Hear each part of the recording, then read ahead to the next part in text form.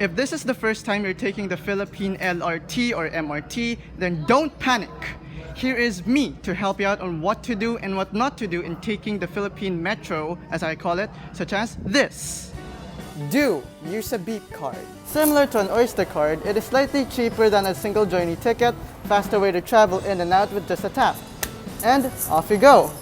Don't use single journey tickets. A long line exists depending on what station, which can make you easily miss the train and slows you down upon exit just to get in. Unless you're a student, since you get 20% discount out of it at least. Do plan your route. This is especially for a country that is more car-centric, which could be unreachable via just a train, or the line is still currently under construction.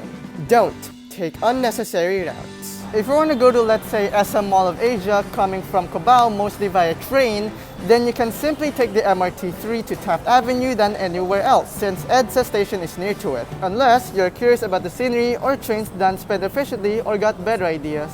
Do stand behind this yellow marking as a safer way to prevent yourself from falling, dropping things, or getting hit by the train over proximity. Someone even got injured over it.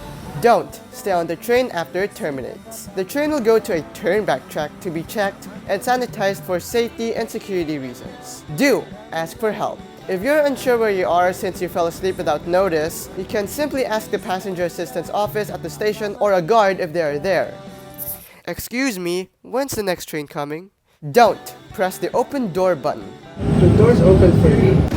Do have your card on the way out. So that you wouldn't really make a fuss along a very busy station. Unless you wanna, good luck.